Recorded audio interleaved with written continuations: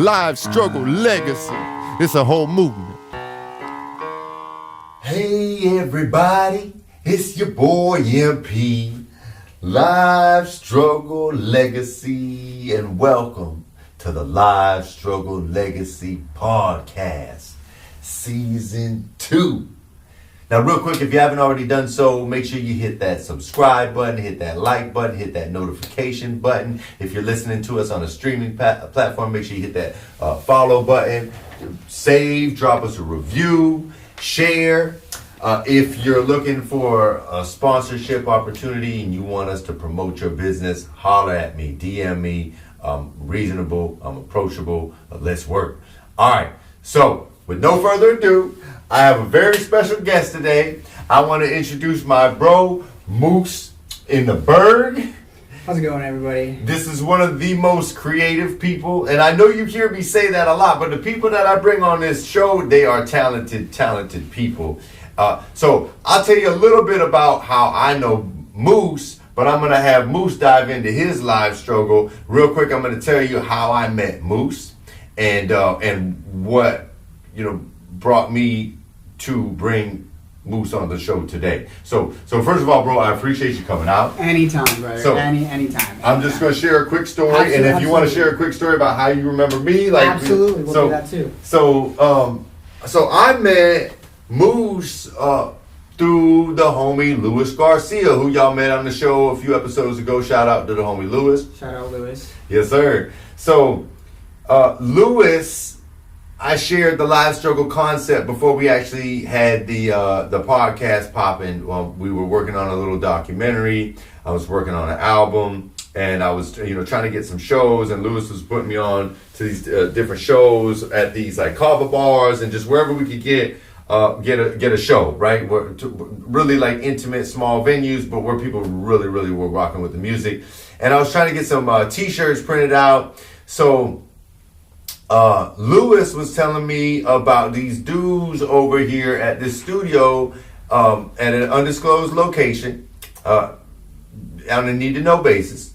But I'll tell you, he brought me over there, and I met the homie Moose, and I met the homie Keto, and shout out Keto, who we're going to have on the show soon. Shout out Bottomville, right? So I go over here, man, and like this warehouse space was like, and there's painting on the wall. You see, they got embroidery, they got screen printing, they got recording equipment. I mean, these guys had it going on. And so, I told my live struggle story to Moose, and us being strangers, all of a sudden, like, he's like, man, I fuck with it, bro. And he showed me a lot of love on some t-shirts. And I mean, just like really was supportive of what we had going on. I needed somebody to come and shoot one day. Man, Moose grabbed the HD camera, came out, shot some live music that we were doing at one of Lewis's shows. And just from then there, we just started to build this bond. And like, I've been following Moose on his socials. He does, I'll let you tell most of it, bro, but I just want to give you your flowers real quick. Absolutely. Thank you, by the way. Yeah, absolutely, man. Thank you for coming on the show. Anytime. So Moose does clothing, he does jewelry, and when I say clothing, I mean like custom clothing. He makes clothes, makes bags. I mean, I see this dude potentially being like a major designer one day with just the creative eye, the talent, and more than anything, the passion for constantly wanting to put new tools on the tool belt, learning new skills, just elevating his game, just great energy, positive person. I mean, my bro does everything from skateboard videos where he teaches you, basically unhacks tricks on skateboards, load unload with the yoppers, with different guns and whatnot videos. But for me, it's just that creative eye and taking these clothes that you would essentially grab at like thrift stores, right, and turning them into just this incredible dope, like some shit that you can put on the fashion runway, like so. That's how I know Moose, and that's why I brought him on the show. But he's here to tell y'all. So Yeah, absolutely. So first off, how I met MP was like you said, through Lewis. And Lewis, shout out Lewis, you're a funny guy. You're a funny guy. But and you'll see this when it comes out. Of course. But through him, and the first thing I noticed was like how like polite you were to me, like, and just very supportive and just very down to earth, which I appreciate, man. Like in the industry and in this whole industry, one of the things is like that whole situation right there is like just sometimes people are rude or too forward, or they gotta be like this is my thing, like your whole life is about my thing now, and like you were just like, man, if you like this, like, you know, like that, and like you're just telling me a story, and it just resonated. Like it was very humbling, and like it was very like put a lot of just perspective of like, damn, like I wish, you know, I had a friend to carry this legacy. Like that's a truly, like, you know, I've had a couple friends pass recently, you know, within the years of like, and I keep that in mind, how you do that. It's like, no, this is like a legacy of like, you will die out when somebody stops caring, like, and you will keep caring. And that was super admirable. And just like, and then like I said, developing relationships, going out and seeing like the performance, and you do have like a crazy podcast voice. Let me say that. Like you do have like this crazy like radio voice that just works. So I was like, yeah, let's go. Like and you were just always like, yeah, like you need to be there. Like let's go, let's meet. Like even like today, man. Like I lost a lot of shit in a hurricane. This man came and picked me up to make sure I'd come on and do this. A lot of people would be like, we'll reschedule or do this or that. But you were super persistent. You through even like I'm bad at communication sometimes with like text messages because I'm just in the moment, and you just follow up and make sure like, hey, like I really want you to do this, and that, like, you know, even it resonates, you know, like you care, yeah. like about a lot of stuff, like, and that's the caring thing is like, that's, yeah, like I said, like just stood out to me amongst a lot of uncaring people who want to do this stuff, you know, like, because at the end of the day, like when people come to me like for screen printing, like I am the tool brush to make the painting that you want, you know, in the word, in like a metaphorical sense, you know. So like for you to be gentle with the paintbrush, care about the paintbrush, or put the paintbrush away so it's ready to use again, instead of getting what you want and throwing it down, you know, like all dirty. You don't even rinse it. You don't know how many people do that, like, and that's through like compensation and like just even like I don't care like about the compensation at the end of the day. If somebody tells me and truly appreciates it, like that's when you saw the shirts and you're like, you wear it all the time, like that stands out to me more than anything. And then like, I need to make money on this, I need to do this. Like at the end of the day, you love what you just did and invested in, and like that's what I want to see, like that ultimately. So real quick, I don't mean to cut you off, but I just want to, because you reminded me before I forget. So if y'all been watching the podcast, you may have seen me wear the brown leather live struggle hat. The homie Moose. That's Moose's work. So custom stuff, which we'll get into. So I didn't mean to cut you off. I just want to say, and that's like one of the things I do is cut and sew fashion, amongst other things, jewelry. I like to do that. Upholstery now. I like furniture. Like I'm always looking at like chairs now and anything that I could possibly touch my hands on. That's what I like to do. And I also want to influence people to do that. If anything, like if I want to be an influencer, I want to influence you to put down your phone and stop watching me and do what you really want to do, you know, like where I love the humble, like I'm humbled that people want to hear what I want to say or watch me, or you'd say a fan, which is super humbling if anybody says that, because it's like at the end of the day, it's like I just want to keep making things, and if people like to see that and want me to keep doing that, well, like by all means, that's like the most amazing thing ever, you know, like it's awesome, you know. Yeah, man. So on that note, so Moose and I had a whole podcast on the ride here, right? We were going deep into these conversations, and man, something that you touched on that really resonated with me. You're like, man, I just want to put people on. I just want to put people on. And here's the thing, like, everybody talks, right? And I take everybody's word for it because I know if I say something, that's what it is. So maybe I come off as naive or gullible, but if you say something, that's what it is. I expect that to be what it is because that's the way that I am. But everybody's not like that.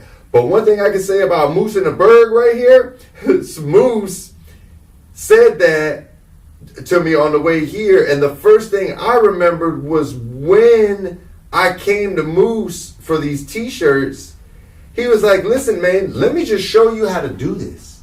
I'll show you how to do this. You can do it yourself. And it's like, you know, in a world where people kind of, you know, what's the word I'm looking for? They try to, I don't think covet is the right word. Gatekeep. They try to gatekeep, bro. Yes, they gatekeep, and then they want to like keep things from you. And it's like, here you are, you know, I could potentially go out to compete against you, but you don't give a fuck because it's like, you know. But first of all, that's not who I am, and that's not why I'm doing it. I'm trying to print stuff for me. But I remember a long time ago, I tried to get a sound engineer to let me intern with them, and I was gonna pay them to let me intern at their studio. It was a pretty big time studio. I'm not gonna say their name; it doesn't matter. But when I asked them, they were like, "Yo, why would I teach you to do something that you could use to go compete against me with?" And it's like, bro, is that really the way you look at shit? Because that's not the way I look at shit. Some people do. That's the way people look at shit. But that's the thing about Moose. Like, this man truly walks the walk. I mean, he said that he just wants to put people on, and that's all I see Moose do is put people on. I've been to Bottom Bell Studio at least half a dozen times, and I swear, bro, every time I'm over there, you're showing somebody something. You're showing somebody how to do something. I feel like the way you get good at something is if you can teach it. So like that's why I'm always like, if I can get this instilled in somebody else, then I might be good at this. Like, but you're also putting people on. You're doing exactly what you just said, man. And it's not talk. You're literally doing that. That's you. That you're and any skill that I've learned that somebody actually went out of their way to teach me it, I will remember forever. And I feel like it's a good thing of like that. Like, and I don't consider myself, I guess, a stand-up act, but it's when I put somebody on and they come back and they say like, no, like you taught me this and now I love it, and like that's the ultimate thing I just want is like some acknowledgement that maybe I showed you like and taught you, and like for everything else is on your own devices, man. There'll always be somebody worse than you and always somebody better than you. Like, but you can just be you, you know, in a good, like your own little lane and your own concept in your own brain, and people will appreciate you for that. Yeah. You know, like you don't have to be another clone of a clone of a clone. Like, man. There's a lot of like skateboarding. There's a lot of skateboard decks, but each one has a personality and brand and things like that, and people buy those for that. Like, it doesn't matter. They all do the same thing, but like, there's different attachments to that, and that's for most things as far as competition. Like, you go to a grocery store, people are saying like, oh, I want to be gatekeeper, man. Go to a grocery store. Like, you see how many brands, this like salsa, for instance. You know how many salsa companies are in one store, bro? Like, there's plenty of room, if not more room, to put people on of like, hey, let me make this better for you. So we're getting up there together. And at the same time, that's a part of the story. Like, I can be like, hey, he did it and he wanted to keep doing it. If not, hey, at least I showed him so he knows. You know, like, your karma's good. Like, I did my job. Like, I wanted to at least educate. You know, that's what we should do. Like, in a world full of like brain rot and all, as the kids say, and like just people like not wanting to learn. Like, you should try to instill learning. Like, and especially like youth coming. You have a son. You know, we were talking about him earlier and how it's important to like, you know, like this, you know, how precious life is. It's like we should try to nurture that. Absolutely. And give it as much, like, you know, like I said, anytime I grew up that somebody actually took their time out of their way to show me something is I can still remember, man, like some crazy times, you know. And a lot of those I keep my heart today. Like, you might forget them, but they foundationally built me up to be the person I am today, you know. And my parents say they're proud of me. I hope they're not lying, but I see it in their eyes. Absolutely, bro. I don't question that for a second. And I try to hold like a good moral standing. You know, like at the end of the day, I'm trying to output things that make the world more better. You know, I don't want to be a net negative. I want to be a net positive. Yes. You can be a net neutral. That's fine too. Like you're not bad nor good. You're just existing, and that's totally fine. But the one thing I'm not fine with is being a net negative. Yes, and that's sir. might be pot calling the kettle black because I have my moments where you know I lose my cool and all that. But at the end of the day, I think back to like, damn, like I want to make people proud and like want to talk like good about me, not bad. You know, like. So, you know, that's why I try to help. Like, my dad really was the big one on that. And he's, like, not my blood dad. He's an adopted dad, which we were talking about earlier. And we can segue into the next topic with that, which is I'm born in St. Petersburg, Russia. Came to St. Petersburg, Florida, hence moved into Burg. My adopted parents bought me. They went out there, got me, as soon as my mom spit me out, got me, and she was gone, bro. She was 16. Forged the paperwork.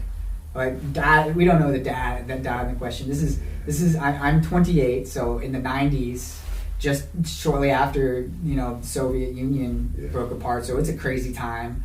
Russia's not the most technologically advanced country. Very still, I consider it very primitive. Like to our standards, like it's a first world country, but it's still very old country. But it's very humbling for somebody to go do that, put me out into this world, make sure I ended up in a situation that was good, and then those two people just happen to be wanting this, and it just all works out. That's such a beautiful thing. Oh my God, is it crazy? Like I'm here, like I'm able to sit in this room and a very nice studio and talk about my story. Because of that, like that's all the origin right there, and the fact that they accepted me, taught me good morals, and pushed me out there to be a good person. It was the biggest thing, and he always showed me unconditional love. Like never doubt that I was not their son. Like, do you get me? Yeah. Which comes to like you coming in the street. I want people to feel like their family, and he always was the same way. Like I've had friends have bad times come over and he'll let them stay on the couch, and he doesn't have to do that. That's taking space, peace of mind, all this from him, but he just has an open heart for that, which came from his parents and just being this open book for people, come in, be accepted, like we're gonna love you for you. And if there's some faults like that really are outside of the bounds of your control, we're still going to accept you, like, but if they're not, and we can figure them out and how to better them, like we're by all means, we'll find the way. We'll expend every dollar we have. Like we'll take the shirt off our back to make that happen. And I've seen it happen from them. So to be brought into that, it was a very I could sit here and talk about it all day. That's just how thankful I am. No, I love that, man, and I love your gratitude. And I mean, it's like you had an opportunity at life, like a better life, and you took it and just. I mean, bro, I'm not. It's no cap when I tell you that, like, I'm a fan. You inspire me, and so I want to dive into some of what had me reach out to you and bring you on this show, because I feel like you have so many gifts, and I'm sure you got stories, but I'm curious, like, how you got on this creative path, and were your parents an influence, or what set you on this path to do fashion, design, and just some of the creative things that make you loosen the bird? Oh man, so like the first. You mentioned something about skateboarding in our little when we had our back and forth. So like skateboarding, dude, I grew up. My family's Catholic. I went to a private school, very sheltered. We're middle class, but they spent bro. My mom was taking out AMSCOT loans. I shouldn't be saying this, but my mom was taking out AMSCOT loans. It's real. That's what it is. To make me go to that school, but it put that me. Says a lot about them and what they want. It put me ahead, bro. Like it really did. Yeah. And so it was worth it. Yes, and a lot of it was teaching me all my teachers were lesbians and gay and stuff like that, and nothing was brought up about everybody thinks Catholics hate all that. Like, nothing, bro. They were super accepting to everybody. Yeah, Like, bro, yeah. like, granted they were getting paid, but even like you think like you wouldn't even have those types of people around if you don't want them. Like, you know, like super accepting school, super great. It's gone now. Sadly, the hurricane. They're not opening the school. Man. I'm probably gonna sneak in and just kind of walk the halls. But great school, great. Like, I had a great life, you know, like growing up. Very sheltered though, but I always kind of like the fringe ideas. Like, I never really liked the music my parents listened to, which I know a lot of kids do. I just never really liked sports like that. I liked activity. I liked that. Like, basketball was fun. I played a lot of basketball growing up. That's what my dad did. My dad's super like into sports, athletic. Like, bro is a pro champion at racquetball. Like, got all the trophies and stuff like that. Like, he's like an active man, bro. Like, he's in his 70s now, and he looks like he's like 50, bro. Hell yeah, okay. It's great, crazy, like, you know, like. Shout out Pops. Yeah, shout out Pops, man. He's Yeah. definitely a goal for health, like, to be in that age.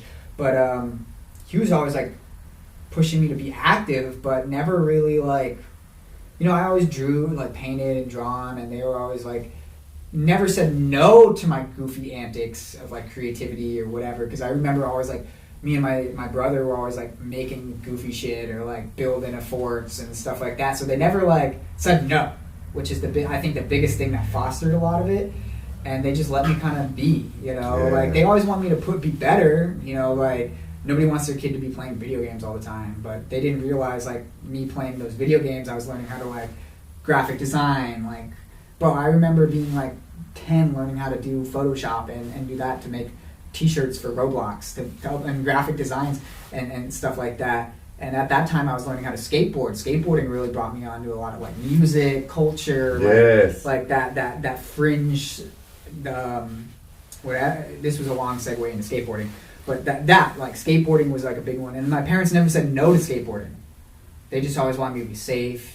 And eventually they just realized, like, all right, he's not going to wear a helmet. Like, he's progressing kind of fast. Like, you know, I'm always going to tell him to wear a helmet, but if he's not, I'm not going to browbeat him. Like, but if you get hurt, you get hurt. Like, what can I do? Like, and at the end of the day, I think they trusted me enough not to go super crazy with it, but enough to, like, progress, you know? And, like, a lot of things, like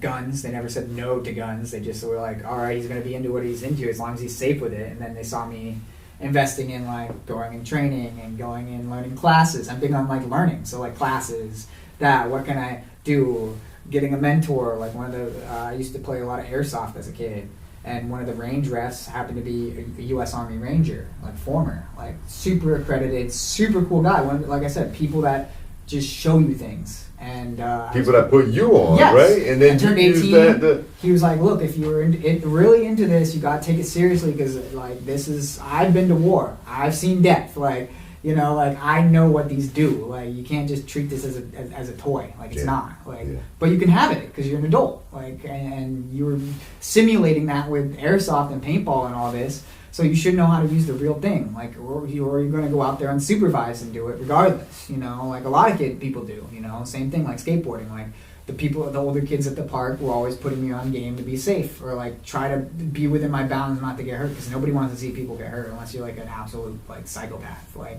so most people just want, and should, like, a lot of people just don't care, or that's like beyond, and that's okay too. Like, it's not your job to go out and teach everybody everything that you know, really it's not, like, but it does put a lot more benefit in the world, and people are safer, like, people learn, people will share that, and like the information spreads around, and that's ultimately is a net positive for humanity as a whole, like, to learn, like, to share.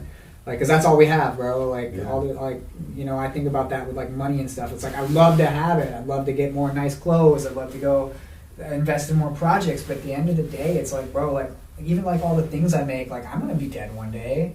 Like, people might keep them or not.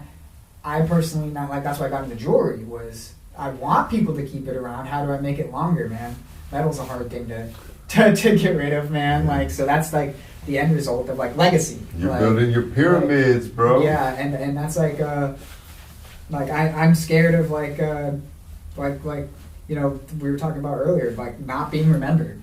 Yeah. That's terrifying, bro. Like, not to be remembered, and a lot of times growing up, I wasn't remembered by like friends or outside things. So like growing up sheltered, like the people who remembered me, parents always, and they went out of their way to make sure I know I was remembered. So that always stuck with me. Like, and I'm definitely going to do it with my kid when I have a kid. That's like one of the biggest things, like to be a father. That's like one of the top goals. Like, I would love that, like a loving relationship with a nice woman, which hopefully the one I'm with will be the one. Yeah. Shout out Nova. Yes, sir. Shout out Nova. Yes, I feel it in my bones that it is. I love that, bro. Yes. Put it out there. There's just a different thing about that, like, and she wants the same thing, and that's what at the end of the day, like, put that out, put a kid in the world. That'll be like the ultimate legacy. That is ultimate legacy. It really is, man. And I have no doubt that you'd be an amazing dad. Just the fact that you want to constantly put people on. Well, there's nothing like putting your child on. Bro, I cannot wait. Absolutely cannot wait. Like, and you know what? I get this. This is like just as a side tangent, real quick. But like, you see these like super successful people, and they're like, I ain't giving my kids shit. They need to get it like I got it. They need to struggle like I struggled. And I understand that you don't want your kids to be soft and you want them to learn to work. But like Ice Cube, I'm a big Ice Cube fan for a number of different reasons. I mean, honestly, not even like so much as music, just to be real. I mean, I like his music back in the day, but like just as a human being. Ice Cube as a human being. Yeah, and like just what he's done for the community, what he does for the culture. Like Friday was one of my all-time favorite movies that kind of raised me, right? And I think he's just an all-around good dude. I don't think I have to know him personally to know that. But he had an interview, and he put his son on and got his son all these opportunities. And he's like, man, why would I not use every resource possible to give my son an advantage? Why would I not do that? I can't give it to him. I can't make him do the work. But if I can put him in that position to get an opportunity, why wouldn't I? He has now it's up to him whether he fumbles or runs it through. That's the biggest thing, yeah. And it's like, as a parent, I love that, and that's the way I see it. Like, sure, I don't want to spoil my child, right? I want him to be a decent person and have gratitude and whatnot. But I do want to make sure that he has every advantage I could give him. Why wouldn't I? Yeah. My dad did that, man. Yeah. Like, he put. One thing I know a lot of parents would freak out about is if their kids dropped out of college. My dad didn't. He just said, "Hey, it happens." Like, and he put in like the Florida prepaid thing. Helped me go to college. Like, it just doesn't work out sometimes. Yeah. Same thing. My brother got the whole thing. He did it for my brother. My brother didn't even go to college. Yeah. And you know what he didn't do? Pitch a fit. Yeah. He didn't get mad at us or disown us or do whatever. He's just like, that's not part of what my kids are, but I'm gonna love them regardless. Yeah. Yeah. Like, my dad has I have two stepbrothers and bro, like, those aren't even his kids, and he shows them the same amount of love as us, and they're like 40. You get me? Like, he just has so much love, and that's like, at the end of the day, like, role models. We were talking about that earlier. Yeah. Like, when I was getting into the teenage years, I think as a kid, a lot of times if your dad's around, you want to be. That's your role model because you're just around. You don't know the world. But when you could become a teen, I feel like really is like when you start getting inspired by role models, when you start becoming a little more sentient, and of course, like, that's when you want to hit the rebellious phase of, like, I want to be like the skateboarder, this guy, this rapper, blah blah blah. And I can remember 1,000 role models I've had, but it circles back down to like my dad. Like, he's a class act, and I want I don't want to be exactly like him, but I know the essence of a class act. That's what's up, though, man. And clearly he did a great job to have you on this platform, giving him his props, giving him his flowers, and inspiring you to want to do the same for your son one day. Oh, absolutely. So, that's like that's the biggest, like, legacy. Yes. That's the main, like, of all, like, living, all of our struggles, that's the legacy I want. You know what I mean? Like, absolutely. And I've done a lot of living in a short time, and I hope to do a lot more. So, and I've done a lot of struggling. So I hope to, and you know what? I feel like if you're not struggling a little bit at some points, then you're not really progressing. Like, there will always be like, oh, this is easy. Like, this is easy. Then you get to that plateau of like, oh shit, like this is like the reality of what I'm doing or whatever, like crafts. and then it's like, let's push past that. You're gonna struggle. You're gonna make mistakes. You're gonna fuck up. You're gonna waste money, like time and effort. But ultimately, like if you keep pursuing it, like it tends to work out. That's like, how we learn, though, right? Yeah. Like if you really want to, and you think about it, bro, not just like, oh, I fucked up, throw it in the corner and never touch about it. Like you gotta ponder it, man. Pondering is like the biggest thing. Like I was making wallets, like that's the new one. I'm like getting into leather working, so I ordered the tools and I'm watching videos and like you not afraid to make mistakes. I mess up the leather, mess up the thing. All right, I love that. like I'm gonna keep doing it. I'm gonna try it again. And the first thing that I make, a big one I'm on is having your first stuff be like perfect, like to every detail of what your video or whatever you're watching has to be just like that. Yeah, man. Just get the idea out first, like that's why a lot of my concepts and like things that I do, like I don't mind a little unrefined because a lot of times it's concepts that I need to get into the world. You know, I need to make this. It needs to be created, and it's like a weird tick that I get and I'm thinking about it all the time. I can relate to that. Absolutely. Pondering it, like bro, like you'll be in the shower thinking about it. You'll be amid, bro, like anything. Like it doesn't matter, bro. You could be. I can think of a million crazy, provocative, insane situations that you could be in, but you'll know, bro. Like it absolutely. Like so that's how I feel about it. Like and like creation in general, like and like skateboarding. Like I'll just be an urge, bro. I gotta go out. I gotta skate. I gotta try this. Like and like I can relate to that so deeply because it's like as a creative, right? You get these ideas. You get these like. You call them dream seeds or whatever you want to call them, man. But the whole thing is like, for me anyway, and I think maybe you can relate, and I think a lot of other creatives can relate to this, but it's like, when I get something in me, like an idea or a plan or a vision, it's like, it starts to eat at me. Like, well, I mean, I'm inspired, but if I don't get it out, bro, then it becomes like, an obsession, a weird obsession, and it almost like a depression if I can't get it out. It's like, so I'm trying to figure out ways to use this creative outlet, get this idea out, get this plan out, get this vision out, trying to put together these resources or whatever it is I need to do, and then it's like nothing else really matters. Like I mean like probably isn't the healthiest thing, but like I'm supposed to be focused on work and bills and all these other important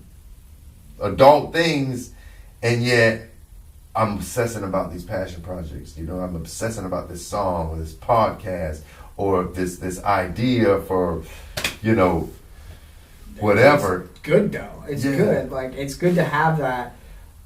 Is it questionably good to have that a borderline obsession? Definitely not. I can say that about myself because I'll get in these like loops of like I gotta do this, and I gotta do this, but then I forget about the things that also matter. You know, family, friends, like entertain, like the mental rest of not thinking about it, which ultimately helps get back into it. Like skateboarding. Skateboarding is something I can relate to so much with. Of like, you keep trying a trick and trick and trick. The more I keep trying it and I'm messing up, the more I'm like getting frustrated at that. And a lot of times I go and skate something else or do something else and come back to it and I'll land it. Like, you know, you let it go. But I'll think about it. I'll still think about it. I'm just go do something else for a little bit. Like you can think about it but not like do it or have to like enact.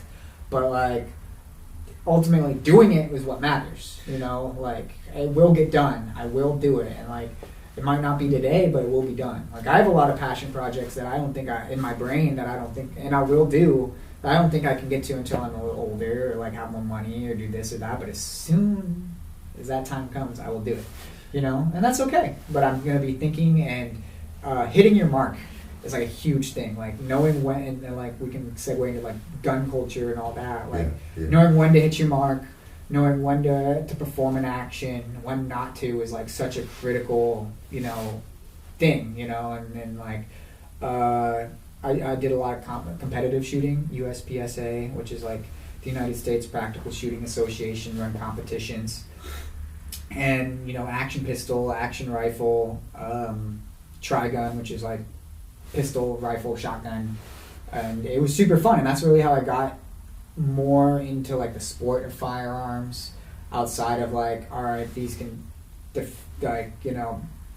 defend myself, you know, which is the first. And And then before that, it's like, you know, through media and like, you know, video games and all that, you're like, wow, guns, like, this is cool, like, you know, like, these are badass. It's a whole world of recreation to a certain extent. Yeah. Too. And then now it's like, all right, now these don't have to kill people. I can use these to, like, to show skill or do that. And at the end of the day, like, as far as, like, artistry, like, to have that whole machine work like cars, like, to have all this stuff perfectly run together all at once, flawlessly, is such high degree of artistry and creativity that one day I hope to achieve, but that's so top notch.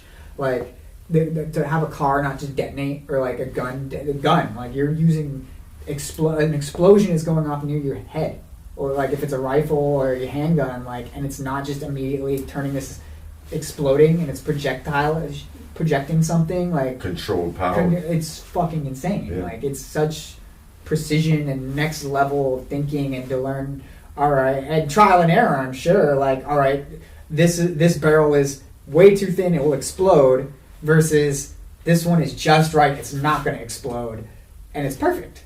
And then to take that and be like, we're going to use it to defend our country or defend our ideas or thoughts, like, you know, is insane. Like, it's you know, we're just upping whatever we can do, and, you know, while, you know, taking the lives and all that and the death that they cause is fucking tragic. Yeah. The ultimately, the world is good and neutral and evil. You know, like, you know, positive, negative, neutral state. Yeah. You know, and you can reflect that in atoms.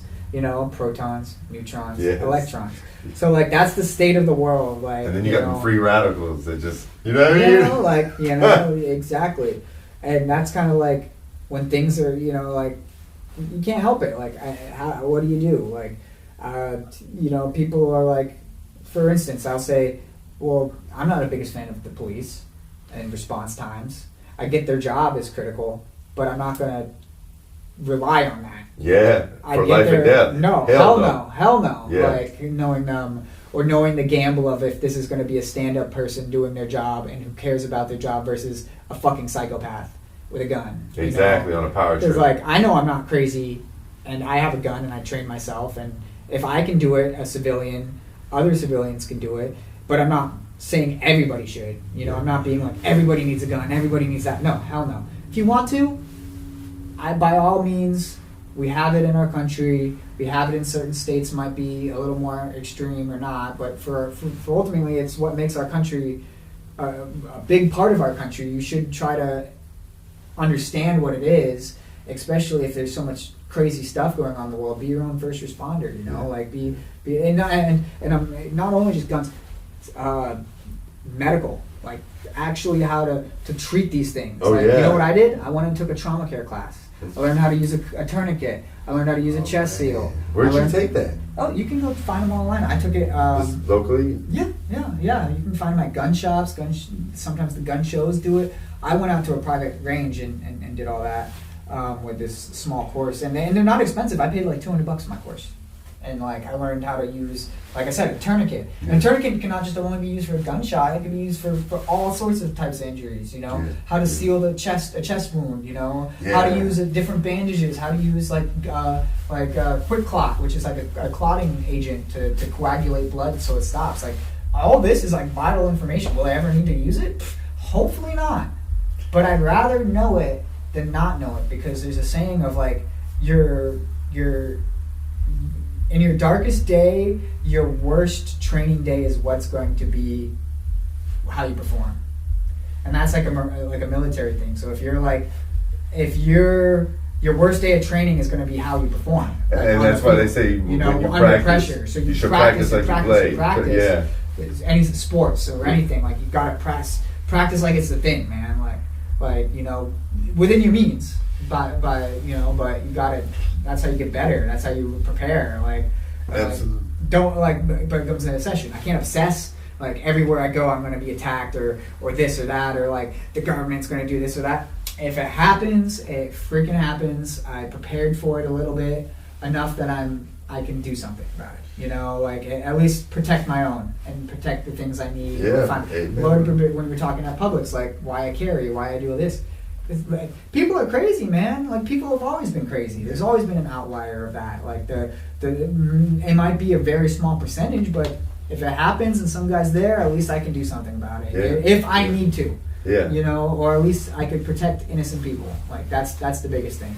Like, so real quick, I asked you about the fashion. You got into skateboarding, and I felt like you were about to tie in skateboarding with fashion, because you never really touched on how you got into inspired. Fashion. Yeah. So fashion, I used to not have any drip. I'm not even gonna lie. I know I'm wearing some nice clothes now, the Montclair, the Louis V.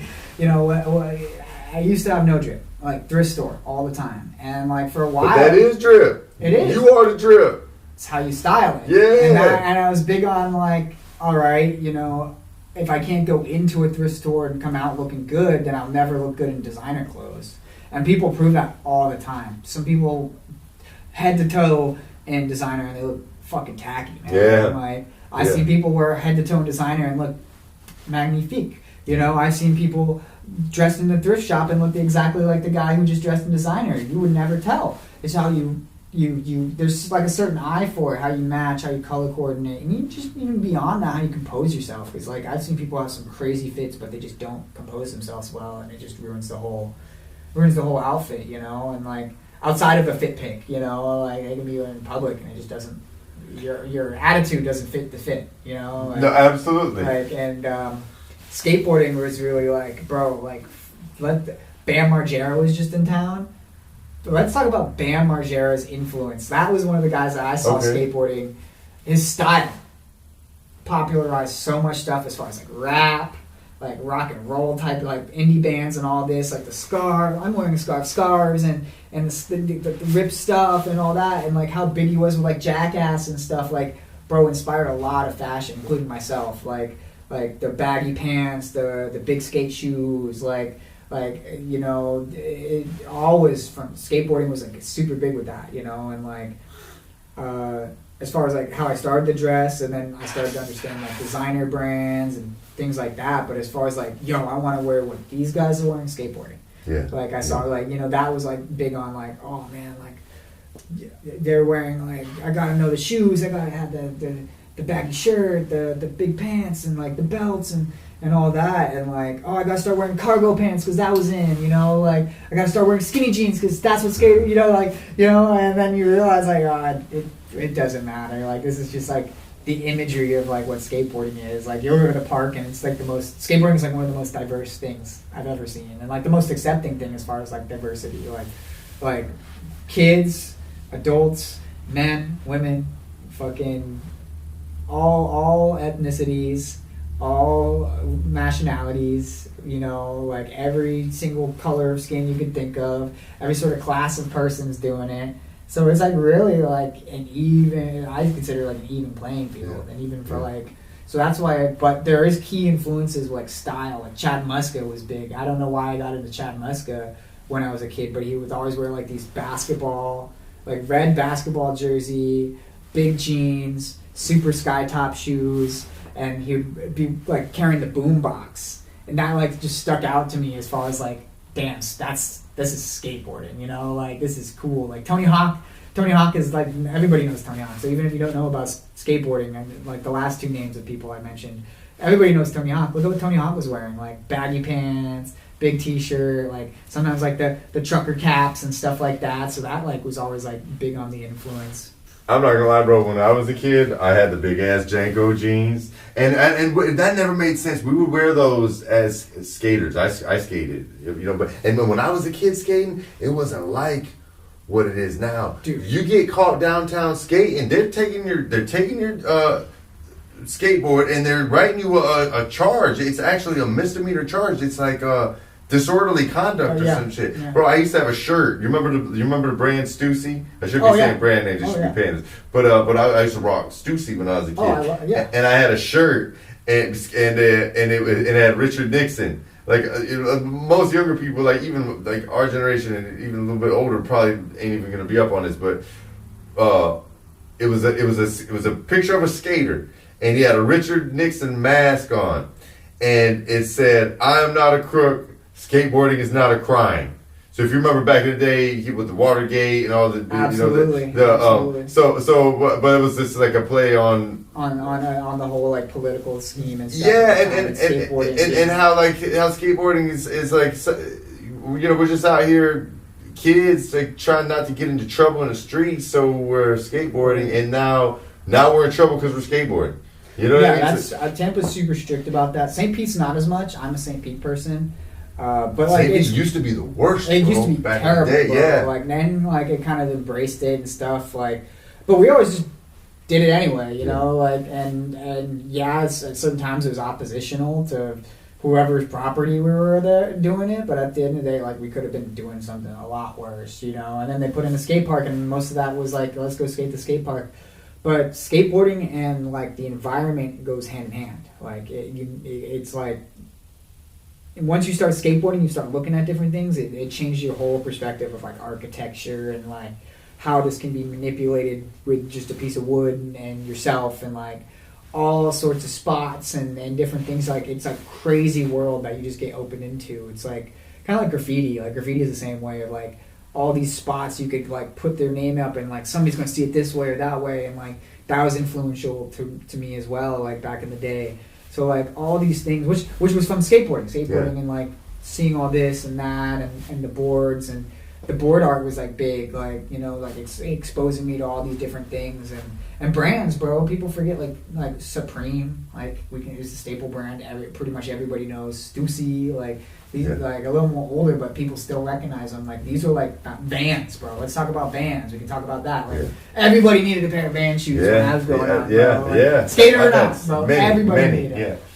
And then like Thrasher shirts, everybody knows. Like it became a magazine, an influential skate magazine, to like something you'll see like a 14-year-old girl in the mall who has nothing to do about like or to know about fucking Thrasher, but just walked in with her mom to buy some shit at Tilly's, and now she got a Thrasher hoodie. She don't know shit. Like, like, but now it's become like a thing. Trending, You get me? Yeah. So like skateboarding, I think it will always be hand in hand with fashion and like what's on the forefront, because like skateboarding is like timelessly cool. I think like forever, like it might be. It just is, It's just like one of those rebellious things. So that just got to do it to know it. Absolutely. Well, and you know what, man? So like when I was skateboarding, I was at my most rebellious. My dad was locked up in prison. My mom like wasn't all that present.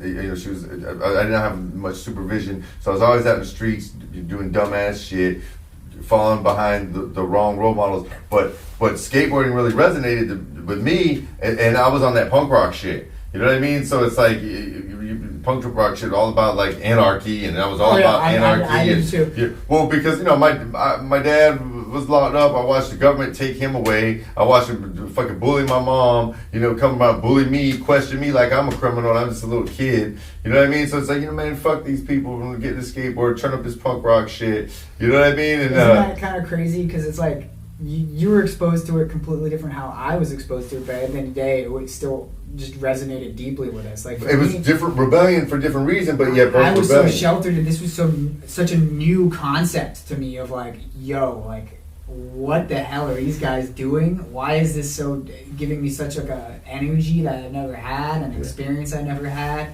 and like of course like your parents don't like it, so it's kind of cool. Kind of you love them, but they're squares, like especially in your teenage years. So it's like. Yeah, it's crazy. Like punk rock's super. Like that's one of the music genres that I didn't even like rap for the longest time until I don't know. And then I was like, these two genres have such core identity. Punk rock and hip hop. Yes. Isn't that crazy? People don't make that connection, but they're so ingrained in each other. Yes, man. They don't. A lot of times don't know it, but they are now in the newer generations with the SoundCloud and these different artists. I think it's definitely becoming more of that thing. Like, but the core ideas of both of like you're getting fucked over by the man. You're angry. You're telling us about what's going on and your struggle of like and how you're gonna like smash the establishment or do whatever, and like just shit like that is such like I don't know. It's they go hand in hand. Yeah. But it's completely on opposite ends of the spectrum of sound. But as far as core identity and like what it means, definitely super lit. Absolutely, and I grew up on both. I was one of those weird kids. I used to catch hell in the streets, bro, because I'm, hanging out in the hood, but I had a mohawk. You know what I mean? I used to wear a chain around my neck. I had the ball chain wallet. You know what I mean? The Janko jeans, but I'm like in the hood, so I'm catching hell. So I'm going to the State Theater in Janice, going to see all these punk rock acts. R.I.P. man. Right? Yeah, man. R.I.P. State Theater. So, but I'm going to see. I'm listening to bands like I'm like old school Cali punk rock, like No Effect. I was going to say No Effect. And like I said, there was a Rancid, like throwback Operation Ivy. Dead Kennedys. But like Bad Religion, but then at the same time, I'm listening to this is '90s. I'm listening to Pop, Bone, and then later on the whole Master P thing, and honestly, I think like by the Master P era, the Master P era, it might be a little bit young for you, but or a little bit old for you, but honestly, that's when I kind of like segued out of punk, and it's like when Master P came out, like in the '90s, everybody was a No Limit Soldier. You know what it was for me that changed me? Yeah, Wu-Tang.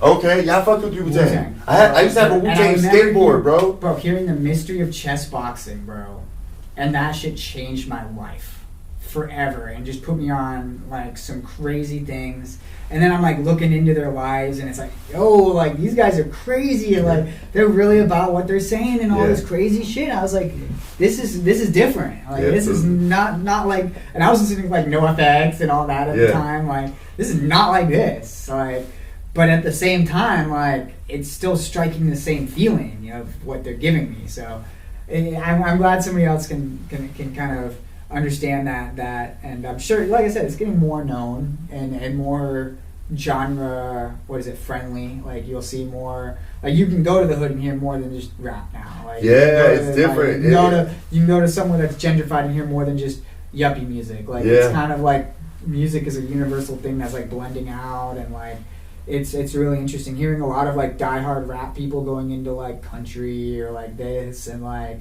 now it's like building these bridges, and it's interesting. Music is definitely. I'm curious to hear what music sounds like in like 30 years.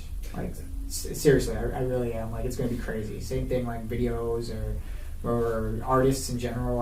How even like artists go about like I said, I make a lot of stuff. So how artists are branding themselves, and like what they're wearing is crazy, and what a lot of like not only skateboarding influences fashion, but like music. It definitely influences fashion, and like. So, Moose, man, tell us about your YouTube channel, man. What you got going on with the YouTube channel? The YouTube channel, which you can check it out at Moose in the Burg. I don't be posting on it as much, but for the most part, like it was just my portfolio, and I have a good friend on YouTube. I don't like to like flex him or like do that, so I'll keep him kind of under the radar. I'll say his name, Albert. Shout out Albert. Shout out Albert. Love you to death, brother. You're one of the best people I know. Like to a core, you're a great person. But he just shouted out my channel, and he has a very big channel, and his audience showed me love and kind of gave my. And that helped you kind of take off. And kind of just took off there, and a lot of them came to like I mostly run on my IG page, like. Which you could like, that's where people can tune in. I'm a story poster. I like just posting in the moment. Like, so what can we expect to see if I go on your YouTube channel? What am I going to see? I mean, I know, but you're going to see a lot of like short films. I like to shoot and direct, edit short films. So like that commercial work I've done. I used to shoot a lot of music videos. So a lot of music video work. And then when I started following, I was like, oh, I want to do this. I like to teach people. I started doing like.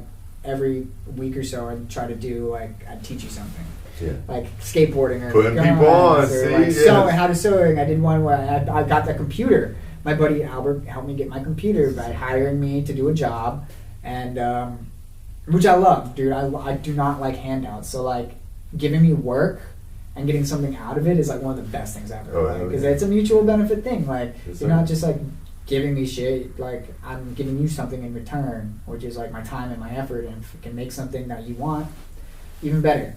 And I built the computer and taught people how to build a computer, and just things like that. Like if somebody can get it and get use from it, whatever. And then, like I said, I do like a yearly birthday video. This is the first year I forgot to do it. Just because the whole hurricane. Yeah, thing, man. It's been a crazy year. It has. Sorry, the if holidays people really weren't like wanted that no video, holidays. Yeah. But this year I'll have one. Do you post fashion stuff on the YouTube channel too? Not much. I was gonna say I don't think I saw any fashion stuff. That's mainly for your IG, right? Yeah, and like it's like a niche thing. I don't want to be boxed into a category, which is kind of hard. That's why I don't even have like a brand page. I'm starting a brand. Well, I want to start a high. Tell us what. Yeah, so Crucible, which is my new brand. Yeah. And stuff, okay. The chain. Yeah, okay. And you made that. You made that chain? Yeah. That's what's up. Y'all check that out, man. Here, I'll hold it up to the camera a little bit. This is custom jewelry. Moose in the Burg. I'll hold it up towards the center camera right there. That's solid too, man. And that's silver? Yeah. So you just melted it? Yeah, we casted it, 3D printed it, casted it, which I did myself, designed it. And just that came along to like just I want to do something. If it could tie into other things, like I learned how to sew. And that came, just after I learned how to sew, my homie's mom showed me how to sew. Just how to use the machine real quick, and I just took off. I don't think she's ever realized how much I need to go and thank her. How much I'm not cool with her son no more. Her son's kind of a piece of shit, but she's sick. Shout out mom. Shout out mom, bro. But she put me on game, bro. I don't think she understood how much that changed my life. To learn how to sew, to put thread in a needle and run a foot pedal. And put two pieces of fabric together. I don't think she realized what she unlocked for me. Something different, bro. At the most peaceful times I'll ever feel are just pressing that foot pedal, you're revving an engine, but instead of driving somewhere, I'm making something. So is there? Because we still didn't talk about the aha moment. Did you have a light bulb moment where you decided you were gonna make something? And is there a first thing that you made that was memorable? Ski mask. Oh, okay. I put a patch on a ski mask. So I had a ski mask, I put a patch on it. And I was big. I wanted to start a brand. I was kind of doing the gun stuff, the reloading and all that. And I started getting into the gun community. Who has money? People with guns, because guns are expensive. Yeah. So what do people with guns want to buy? Cool little accessories and stuff. So ski masks, all this and that. So that started becoming that was my first product. And then, how long after that did you do those? Because I remember you made these custom gun bags that were dope. Oh, they dude, really looked designer. That was not even very long after that. I ran that brand for 2 years. I stopped it. It was called Balaclava Boys. Cause I remember Balaclava was a mask.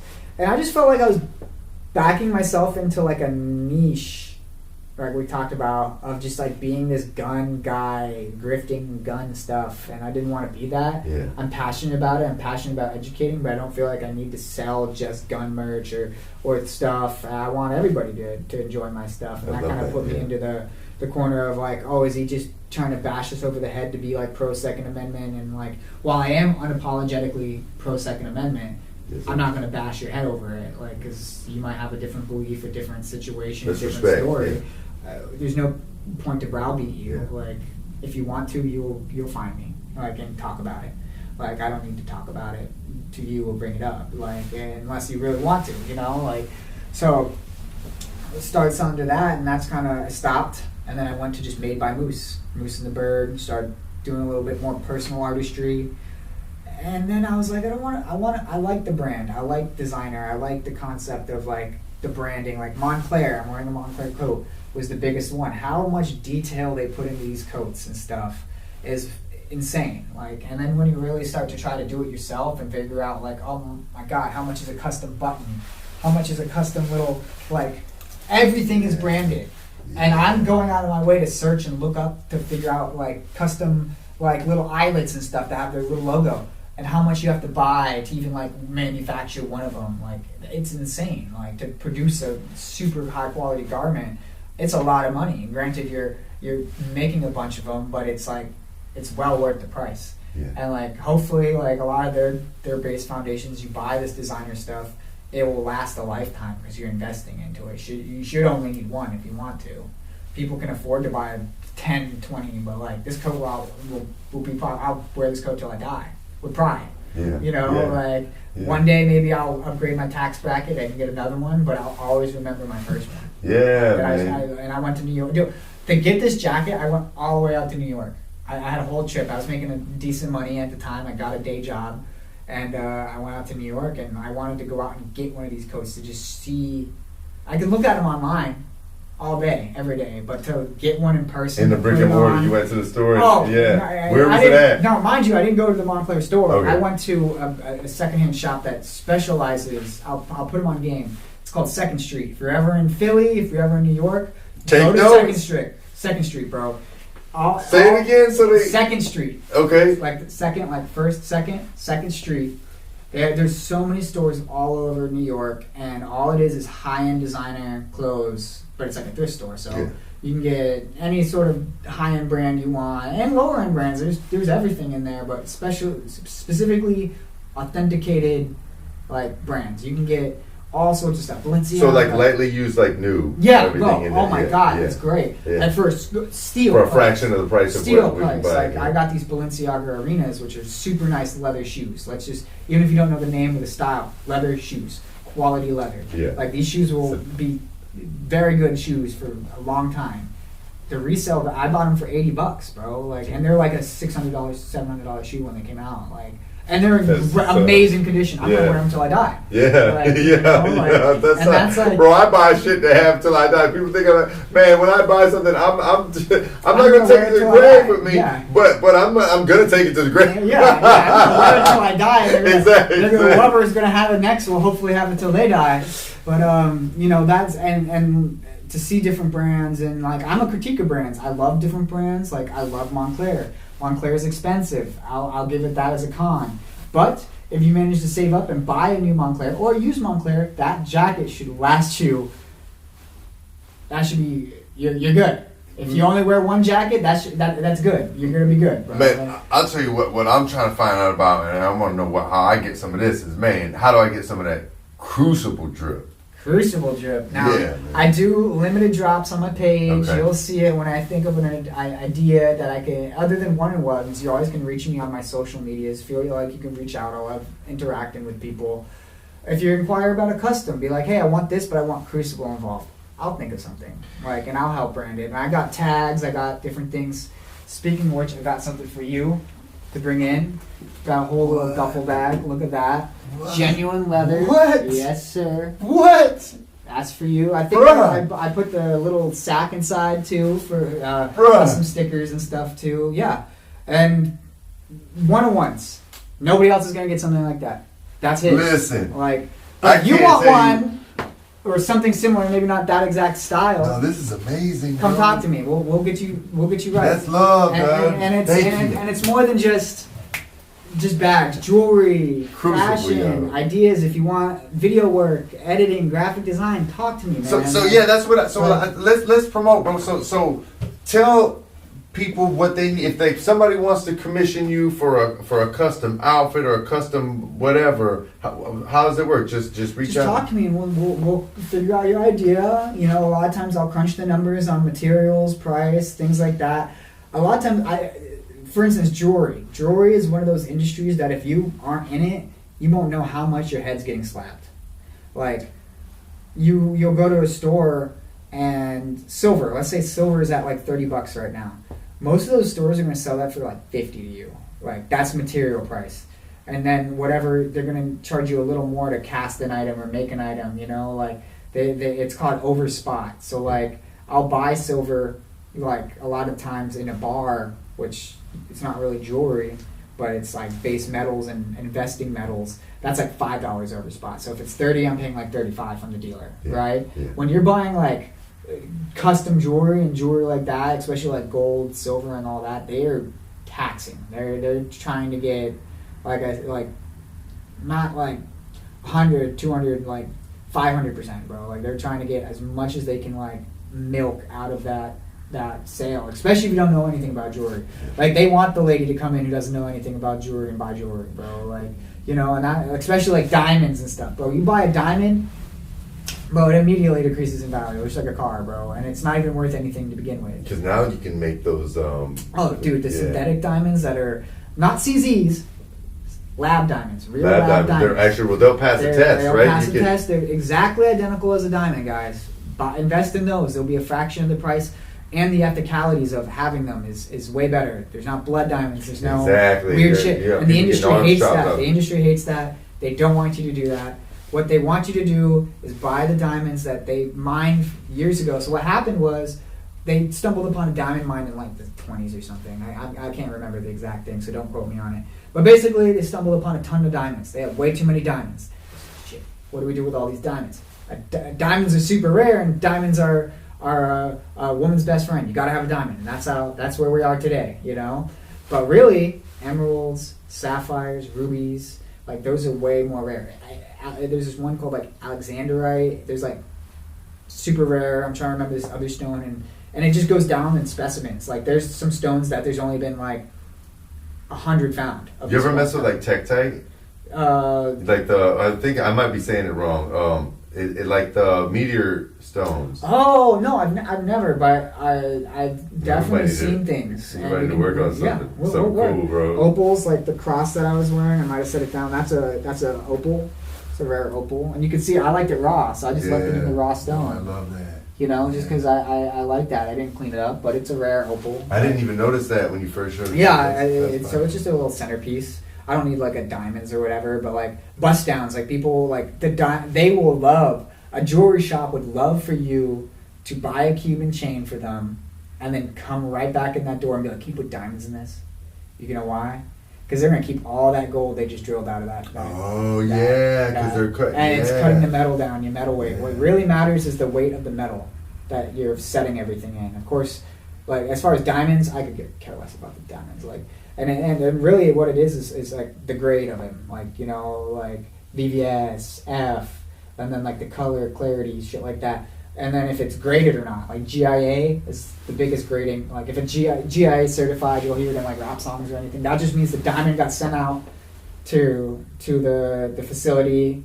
It took a year or so of waiting, and it got graded and then sent back. And that's all it is a person looks at it, who's certified, tells you what it is, you know, and they're just kind of a scam, you know, like people are like, oh, black diamonds, are those super rare? No, color, like some of the other colored diamonds, they're more rare, but like I said, emeralds, sapphires, that's where like it really becomes like, all right, this is the stone worth the stone, and there's like a resale value to those stones. Yeah. You know? Diamonds, no, So okay, you got the jewelry going on, and you're actively taking commissions on that. If anybody wants to hit you up, you got it's just pretty much any fabric that you want. Yeah. Anything with fabric, whether it be clothes, even furniture. Yeah. Okay. If you want something reupholstered. Yeah. Hell, even if you want to build it, I can do that now. I've been doing a lot of upholstery. The most recent endeavors, I got a job an apprenticeship, I should say. I'm going to say more than thankful for the company because they are paying me for this apprenticeship. Granted, I'm doing a lot of extra stuff outside of what I'm learning, but I'm getting cross-trained in everything. Like, I'm about to learn lamination. Like, that's crazy. Like, so much stuff is laminated. A lot of woods are laminated. It's like, I could have work forever just from that. Yeah. Like, on top of upholstery and woodworking and... So like I would love to do projects like that for other people. Like I walk into a building, like we're in a nice studio, I'm thinking like, dang, like how do I build studio furniture? Like what would fit in a studio environment? You know, like what kind of couches, what kind of wall decor, and we do so much at that job. Like we're doing wall panels, like what we put on walls, and they're upholstering it and putting leather and like, you know, I'm building it at the time and I can't really vision it. And then they send me the picture back from this casino we're working on. Oh my God, did they look beautiful in the setting? And the ones that you had your hands on, built, bro. Like that's insane. Yeah. Like and I always thought about that being like the coolest thing, like buildings and like skyscrapers, bro. Like those guys who built those skyscrapers who are sitting on those steel beams eating them sandwiches up there, bro. I bet them things tasted so good, like that high in the sky, but to like finish that building and stand below it and be like, I did that. Like that's permanent, like just as much as jewelry. Jewelry I got to do because of the permanence. Like we're finding jewelry from ancient times still, bronze jewelry and stuff like that. So like legacy. Like, man, I love where your brain is at. Yes. Like how long? You're building pyramids. Yeah, and like and I hope other people build pyramids. You know, I hope a lot of people build. You know, like there's so many people in the world, but as long as you're actively putting effort, I feel like you can do it. Like, and that's what matters. I feel like you know, at the end of the day. But you know, I could ramble a lot about jewelry and fashion and all that for endless. Like, you know, like it's such a, as you can tell, like a passion for me and just creating, and like maybe by the time people watch this, I'll find something else I enjoy. And but man, we bring you back on the show and talk about something. Absolutely. So while we got this audience, while we got these cameras, these microphones, I just want to make sure whatever you got going on, that you share it, bro. Anything that anybody can do to connect with Moose, commission Moose, you know, people that are watching this that want to see more of what you have to offer. I mean, everything is pretty much Moose in the Burg, right? Yeah. And it's try to keep it simple. pretty much IG. Yeah, I might start a brand page. If you follow my page, you'll know that for Crucible. Like I said, but it's not there yet. Not there yet. You know, there will be a website. I do want to run Crucible through a website and have like a proper, like elegant brand with like thoughtful drops, and you'll see that when it comes. But that's why it's like, it's not something I want to rush into, produce a bunch of T-shirts. Like, I want to have like unique items that certain people have that I really want to have. Like that bag, I want you to have it. Oh, bro, this like, is love. You know, straight up, this is gonna get great use, and this is dope, bro. This is dope. and I want to present like thoughtful packaging and like you even did stickers. Yeah. You made these. Yeah. That's what's up, bro. Like and it's big on like, even if I get big enough, like if Crucible blows up, it's a multi-billion-dollar thing, whatever, I have facilities and stuff, I'd like to still have some sort of hands-on. Because like, I feel like even like being a creative director or a creative manager would be a job I'd love to have, because I've been in so many roles, you know, that I can empathize from the ground up with that worker or whoever and try to streamline it, you know, because I try to streamline things for myself or figure out how to do things better each time. Which is anybody does when they want to try to progress, hopefully. Don't make the same headaches, because doing the same thing over and over and expecting different results is insanity. Yes, sir. Definition of insanity. But, you know, I just want to keep giving any of these little like drops as much love, so when people do want to invest into these things, you'll get your money worth. Like Montclair, like you end up spending $1,000 on this item. Not only do you know that the guy who's done it or made this brand has been in all those positions, but now is running this and delegating that. Like, he really cares about his product and the person spending money on the product and wanting to get the most out of their money. Because I know how hard people work for money, bro. I'm struggling every day to make money, so I can empathize when people hit me up for prices or whatever. I try to give them the fairest price I know from that perspective of like, well, I don't really have money. Like, and if I wanted this, you know, like how, like, I shouldn't think like that, because people will have money eventually and want to come with more of a budget, but I always think about like fairness. You gotta set and protect your value too, though, bro. Yeah, you know, you've been grinding for a long time. You're good at what you do. You deliver quality work. I mean, and there's not a lot of people that can do what you do. You know, I understand you got to get yourself out there, and I understand you don't want to hurt anybody. Like, you don't want to hit anybody over the head. You know, and that's commendable. But don't forget to do you, bro. You know what I mean? Yeah, absolutely. And I'm figuring that out more now with the brand and everything and throughout life. And certainly it's like that comes with like self-respect and respecting myself and respecting my boundaries and respecting, you know, my availability and all this and just time and my efforts and stuff. So now that I have like a side job, I can pick and choose these commissions. I don't feel like I have to take everyone. I can really sit and be more thoughtful about like, all right, like this is, I can see this person cares about it. I can invest this time into it because they want to invest that time in it, you know? Yeah. And I'm happy for that. Like, you know, I do enjoy working a day job, because like when I'm there, most of the time I'm thinking about other things while I'm doing the work and kind of like cataloging that information. It's just how you act on it, you know, like I was telling one of my friends who went through engineering school and now has a lot of money and he wants to do things. You have the money to do things. Do you have the energy to do things? You know, if you really care about doing it, you'll find the energy. I always seem to find it, and then I'm like up till like 1 a.m. doing a passion project. I got to work at 6, 7 o'clock, but I've got to get this done, man, because it makes me feel alive. It's that, and at the end of the day, like what we're talking. If you don't get it out, and at the end of the day, feeling alive gives me another day to go back to work and make that alive feeling come back again. You know, like I know exactly what you're talking about.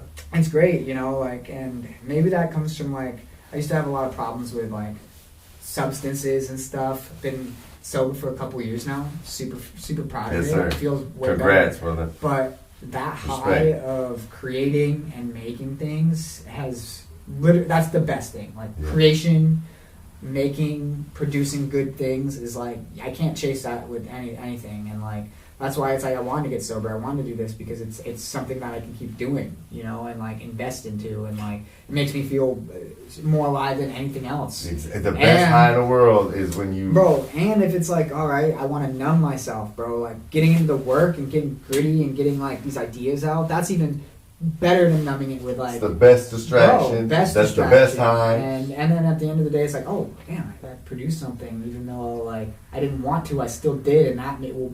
Resonates a lot, like. And for real, bro, that's life force energy. That same energy that we put in these creative projects, that same energy that we put towards, you know, entrepreneurial endeavors, businesses, bro, that's life force energy. That's the same, that sexual energy that, because you're talking about legacy and you're talking about having a child, but all of these things, these are like your children, bro. You're putting your life force energy into you know. Definitely. And I think about that a lot, like. We've all been talking about like kind of like this heaviness we've been feeling for a couple of weeks. Like the big one is like, am I doing? Like, am I living? You know, am I making enough to feel like I'm alive? Am I making enough? And I feel like that's been one I've been kind of pondering it since we talked about it. But yeah, it's like it's like that life force energy is like, am I doing enough to like spread the seed of like my thought and my idea, and I'm here, and like I'm achieving life, you know, like how I like, and I don't care if I'm a millionaire or not. I'd love to be, but at the end of the day, am I achieving like what I want to achieve? Well, man, I love that, and I think that's, you know, that's a really great way to wrap up this podcast. Absolutely.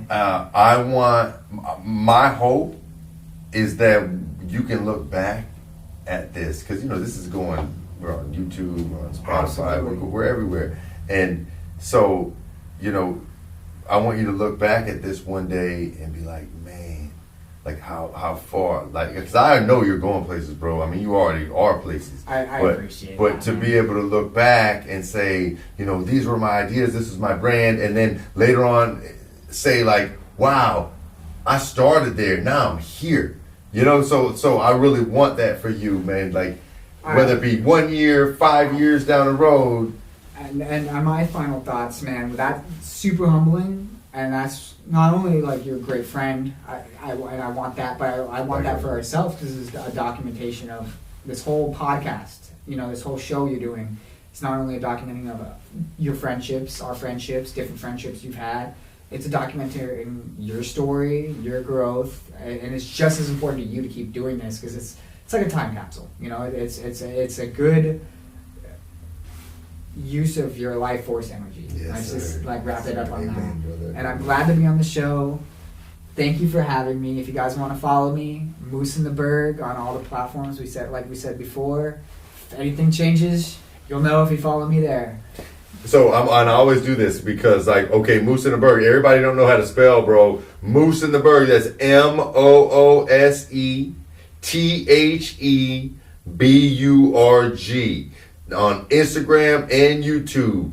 MOOSEINTHEBURG. Moose in the Burg, y'all. Listen, man, I can't thank you enough. Thank you for having me. Thank you for coming. You really blessed the stage tonight. And like anybody out there, I mean, this man, I'm telling you, this talent is unmatched. This man is making like designer drip. Man, y'all better catch him before he blows up and y'all can't get him no more, man. Moose in the Burg, y'all. Thank y'all for checking in. Thanks so much for coming on the show, bro. Appreciate you having me, buddy. Appreciate you having me. Absolutely, it's been an honor. Episode and the next guest, and tuning in. So thank you, bro. That's love. That's love. So thank y'all for tuning in, man. Real quick, if you haven't already done so, make sure you hit that subscribe button, that like button, that notification button, drop a comment, share. We're looking for sponsors, so reach out. I'll talk about your business. We can shoot a little ad. You can come on here and talk about your business if you'd like to. So, let's work, let's network. It's Live Struggle Legacy. We building pyramids. Live struggle legacy. It's a whole movement.